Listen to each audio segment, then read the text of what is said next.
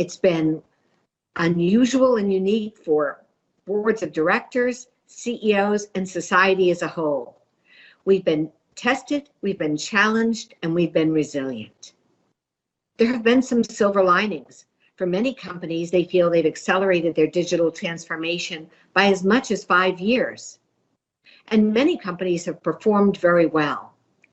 But we are still faced with the decision of what should our return to work model be? Should we be 100% remote, 100% return, or a hybrid model? Well, there's a lot of survey data and it's been all over the place. And how we felt 2 months ago is very different than how we felt last month from how we feel today. We're coming through the fear phase when almost half of us have at least had our first vaccine, and we can think about return to work from the point of view of safety. We've also seen work from home show us some different insights. For example, our specific work team has become very close-knit together, but they've been remote and siloed from the rest of the corporation. There's been a great article by the Harvard Business Review that talks about how the social network has gotten weak. The social network is really important. It's how we pass our culture, how we onboard people, how we mentor people, and how we actually get people to understand our vision and mission and stay connected to our company. And as a result, in this past year, we've had pretty high turnover. The social network is also part of how we ideate and innovate and problem solve. And it's a big part of how our employees get their psychic and their emotional paycheck. When we think about the return to work model, there's some different choices. Some companies say maybe half of the employees will come in for part of the week. Another company, a big pharma, has said they're going to bring all of the employees back 100%. They're going to do a reset together, and then they'll decide what is the right hybrid model. Well, I think it's time for us to hear from our panelists and hear their thoughts. Hello, Satya. Thank you for being with us, and we're going to start with you today. In remote work, how has digital transformation accelerated, and what tools has Microsoft created and introduced to help us with productivity? No, thank you so much, Betsy and Carmine. It's great to be with you. When it comes to remote work, the thing that has really changed how we even conceptualize what does remote work look like is on 3 dimensions, I would say. One is on collaboration. For example, one of the key things that we've had to do is, it's not as if work only happens during video meetings. Work happens before meetings, during meetings, and after meetings. So we had to bring people across all of what they do together so that they can complete their work and be productive. One of the other things also is it's not everybody's remote. In fact, if anything, if you look at retail or healthcare and other, manufacturing, people have been on the front lines. But it also means that some of the people in the headquarters may be working from home. So you needed to bridge the knowledge workers talking to the frontline workers. And in fact, we've seen amazing use cases where people are using things like HoloLens in the field, while at the same time having an engineer working from home holographically essentially be present, helping the technician fix some complex piece of equipment. So collaboration has changed. Learning is another aspect, Betsy, is just changed because you really, we've continued to build knowledge capital inside and to drive productivity. And it's happened because we were able to discover people who have expertise and connect with them, or just learning content came to us as part of the workflow. So learning and how companies think about learning and driving knowledge capital and productivity has changed. And the last thing is well-being, because one of the issues is, as somebody said, this remote work, I don't know whether I'm working from home or I'm sleeping at work. And so the transitions are hard. And so you need real data that then can be used by you individually to ensure your own well-being. And then managers need that because they want to be able to care for the employees. So I would say these are the 3 dimensions in which work has drastically changed. And I think we've all learned how to still maintain high levels of productivity, collaboration, learning, and well-being. And how about the employee experience and some of the productivity tools that you're going to introduce? Can you share a little bit about that?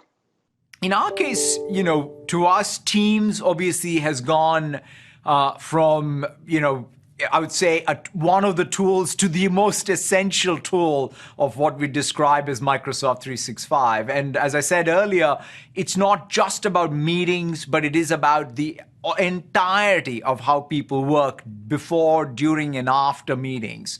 And so that has been perhaps one of the biggest breakthroughs, but it's just not, the things that we are also launching is something called Viva, or it's the experience cloud essentially from Microsoft, where we are in fact taking some of the other broader concepts of productivity, like learning, like knowledge and well-being, and bringing that, and communication and connection, because one of the challenges all of us have had as companies is in a highly dispersed remote workforce, how do you keep that focus on the mission and culture and connectivity between managers and leaders and the employees? And so we're also very excited about the launch of Viva, which I think will help anyone with the employee experience much more holistically. Carmine, are you seeing a big change in digital transformation in your clients and in your business? Betsy, it's great to be here as well. And hello, Satya. Absolutely. We have, we've done a CEO survey that's very recent, and 70% of the companies are accelerating their digital transformation. And I think if there's one thing the pandemic has showed us is that you have to be digital in today's world. And I've said this before, when we looked at our clients, only 25% of our clients had digitized supply chain before the pandemic. And obviously now they're realizing that they have to change their supply chains. They have to do a lot more in terms of digital transformation. In terms of just technology in general, first of all, I have to thank Satya, because we're one of the users of Teams, and we had a few hundred people on it prior to the pandemic and went to 300,000 within a month around the world. And it's really saved us, because the collaboration tool is excellent, and it's obviously needed. I do think, as we go forward, it's so important that digital transformation continues. I think every company's on this. We did, in our survey, one of the things that was interesting was that of the CEOs, only 34% said that their clients trust them with data. So the trust part around data is a factor, and it's certainly a factor in terms of digitizing anything. So I do think there's a lot more work to do in terms of data and the trust factor around data, and that's going to be important going forward in any kind of digital world. But the short answer is absolutely that's the case, Betsy. And I would also just pile on, Satya, some of your software going forward around learning and so forth, and the technology is incredibly important.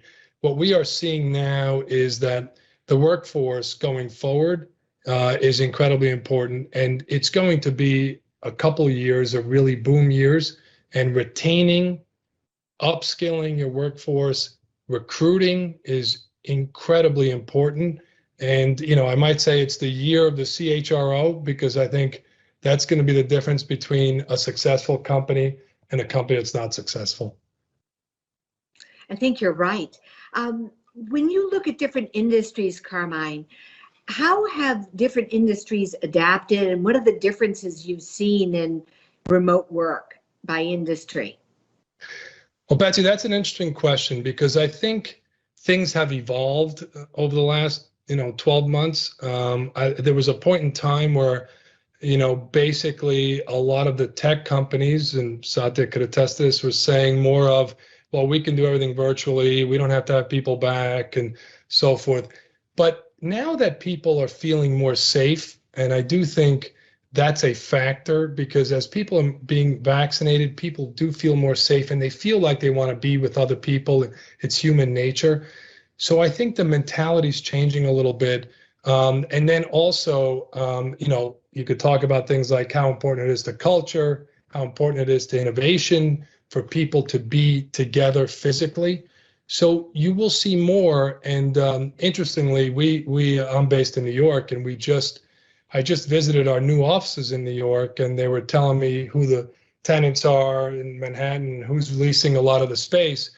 And actually, a lot of the biggest leasers of space are the tech companies, Facebook and Google and so forth. So there is now, some of that might have been pre-pandemic, but some of it was during pandemic. So I do think now almost all the sectors are realizing that they do need people back in the office. The office might be very different.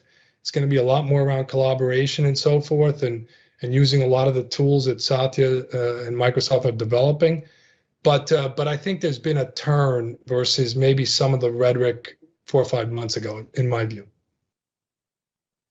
Satya, do you think that we're able to innovate, ideate, problem solve as well in remote work? And how do you think about it in a hybrid environment?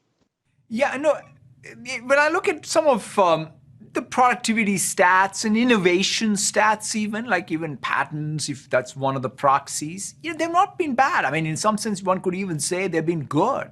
But sometimes I think in the data that you capture, it's hard to sort of really think about that creative capital. How do ideas even get formed? What is, after all, the theory of the firm? It's about that serendipitous sort of way for people to be able to come together. So I think that what we are going to do going forward in hybrid work is perhaps, not be constrained as we are today, learn from some of the things, like especially flexibility, because after all, both consumer behavior and employee expectations have changed. That means we as employers have to really be much more flexible in where they work, what times they work, and which place they work in. And so that's kind of what we are trying to do even at Microsoft, Betsy, is just come up with a policy framework subject to, in fact, team norms, because I think different countries will have different norms, different functions will have different norms.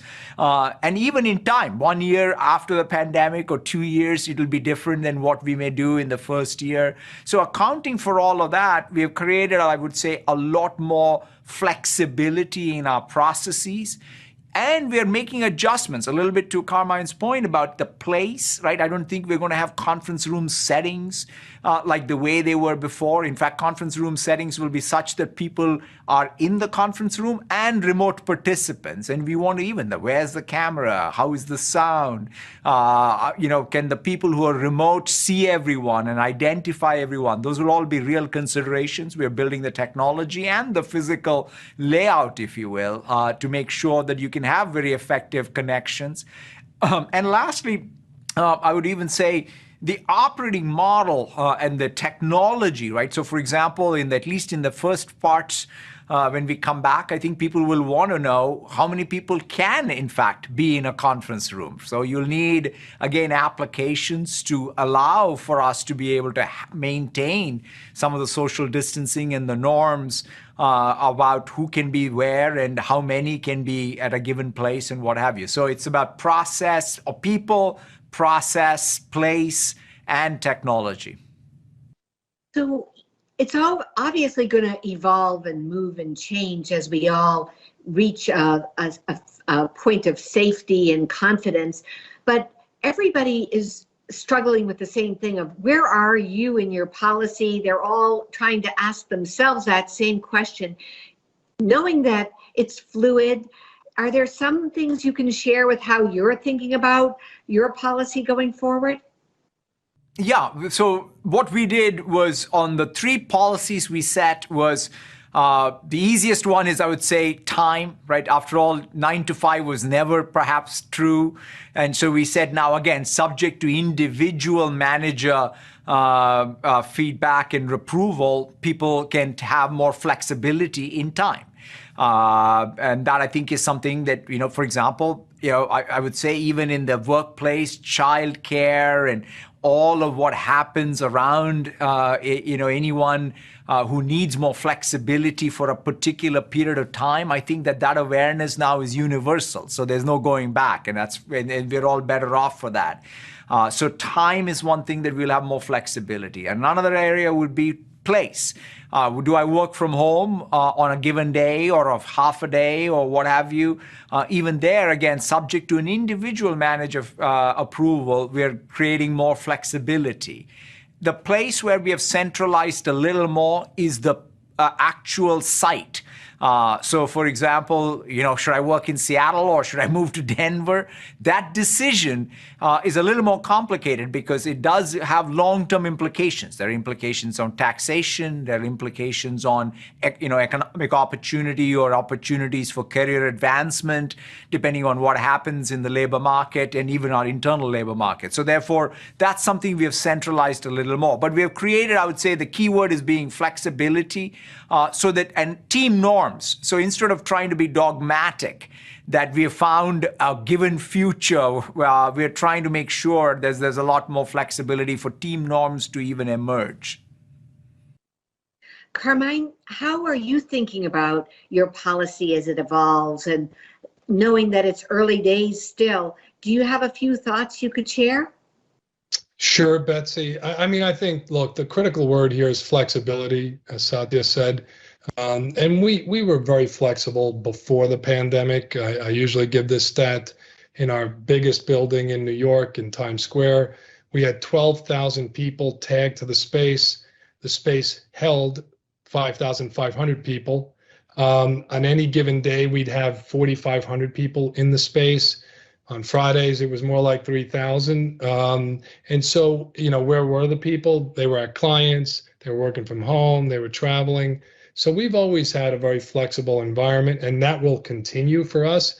Our default in the U.S. is still right now work from home, even though our offices are pretty much all open, but they're at very low capacity. So I'll give you a few anecdotal points. One of the things that's interesting is that I was in our San Francisco office actually yesterday, and there were very few people in the office.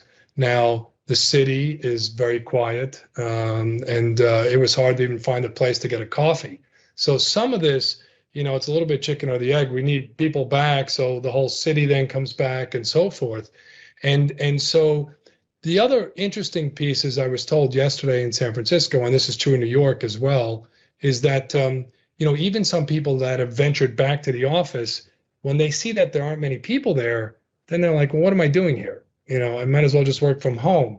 So this is going to go through a transition phase, in my view, in the next 3 to 4 months in terms of getting people back.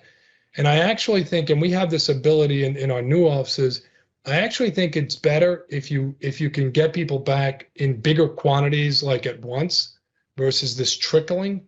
Because I think people will feel like, hey, they really are with other people and so forth and so on.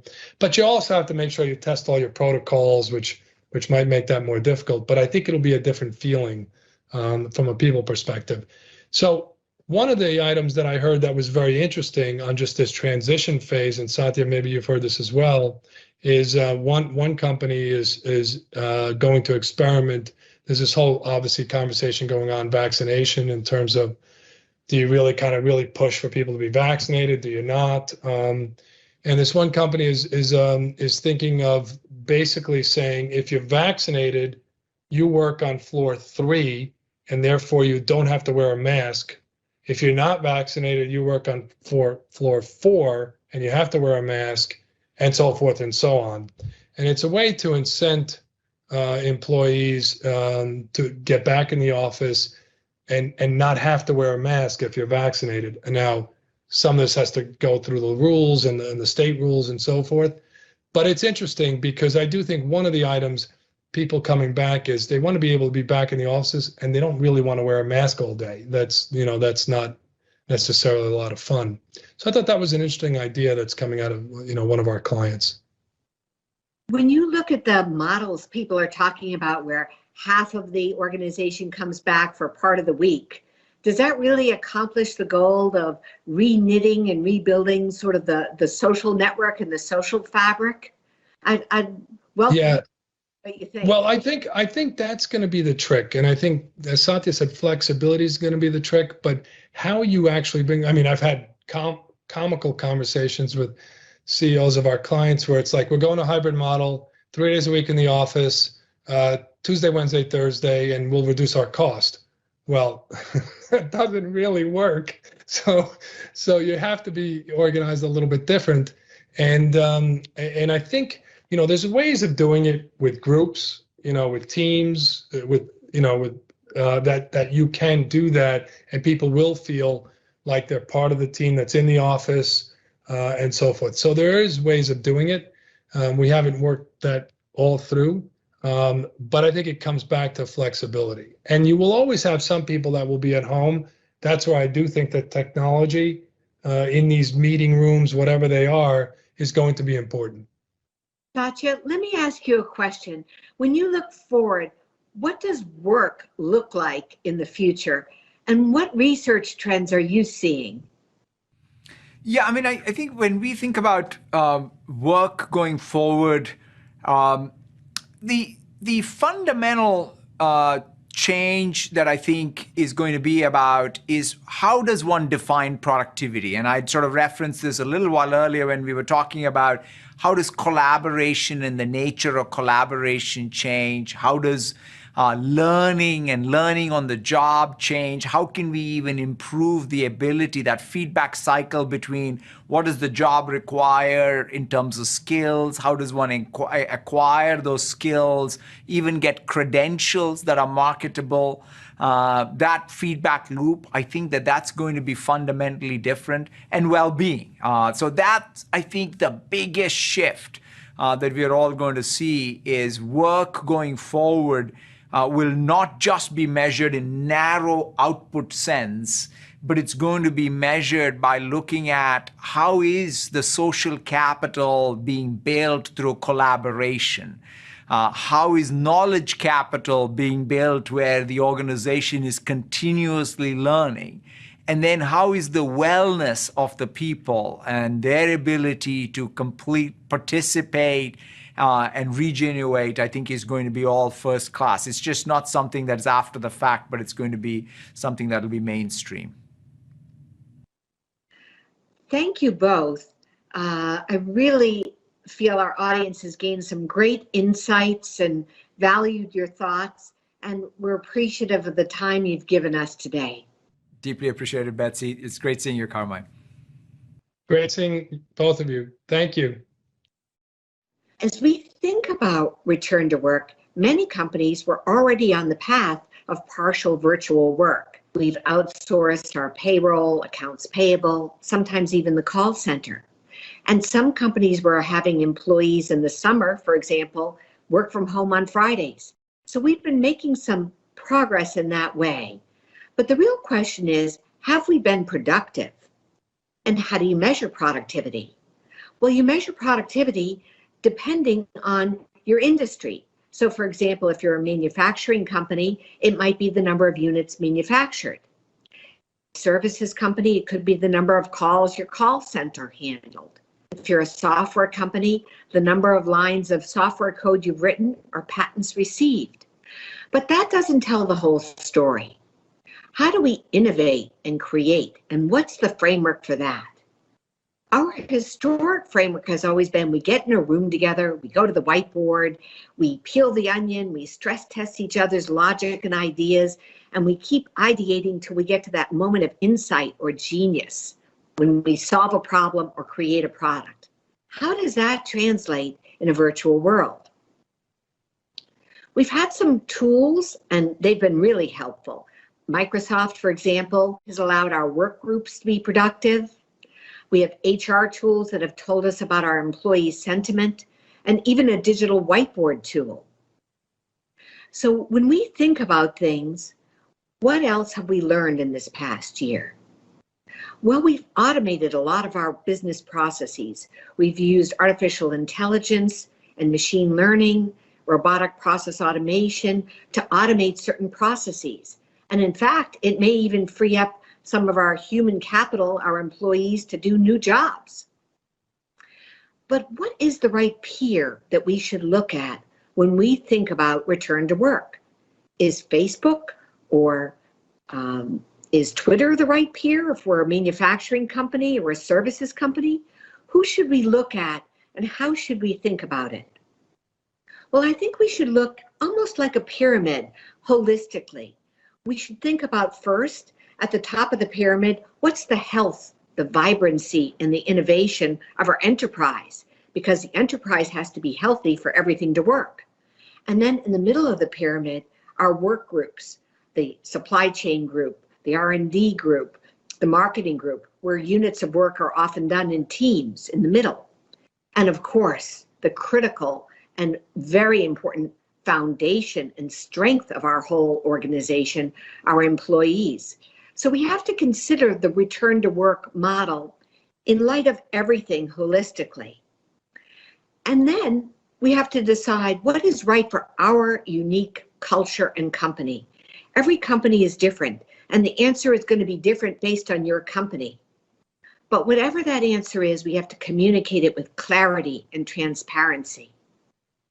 We need to motivate and reinvigorate our employees. We have to bring them back to those magic moments together and reignite the energy and engagement to return in whatever return to work model that we pick for our company.